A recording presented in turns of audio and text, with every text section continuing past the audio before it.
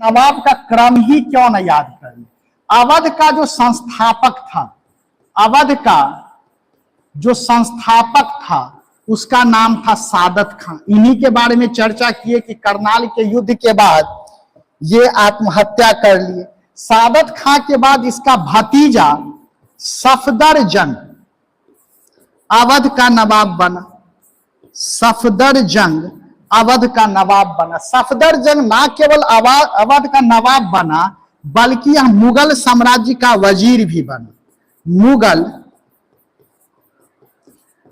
साम्राज्य का वजीर भी बना। इसलिए सफदर जंग को नवाब वजीर भी कहा जाता है। सफदर जंग को नवाब वजीर भी कहा जाता था। यदि प्रश्न दे दे निम्नलिखित में से किसको नवाब वजीर कहा जाता है तो क्या बोलिएगा? सफदर जंग। सफदर जंग के बाद कौन आए? ठीक है,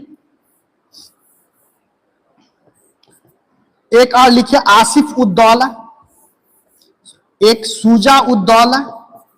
सूजा उद्दौला, सूजा उद्दौला के बारे में क्या लिखेंगे? यहां जगह मेरे पास नहीं है। ये दो प्रमुख युद्ध में भाग लिया है। किस किस में भाग लिया? एक बक्सर का युद्ध, बक्सर का युद्ध में भाग लिया, और दूसरा यह किस में भाग लिया है? तो पानीपत का तीसरा युद्ध, पानीपत का तीसरा युद्ध।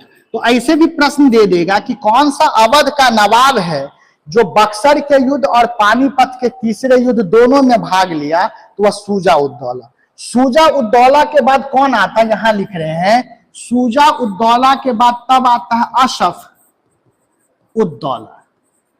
अशफ उद्दौला जो है इसका विशेषता याद रखिएगा, ये अपनी राजधानी को फैजाबाद से लखनऊ कर दिए। फैजाबाद से लखनऊ। पूछ देगा कौन सा ऐसा अवध का नवाब था जो अपनी राजधानी को फैजाबाद से लखनऊ किया? तो वह अशफ उद्दौला। लखनऊ का जो कल्चर है, लखनवी कल्चर जिसको नवाबों का शहर कहते हैं, वो जो कल्चर विकसित करने का काम किसके द्वारा किया गया? अशफ उद्दौला।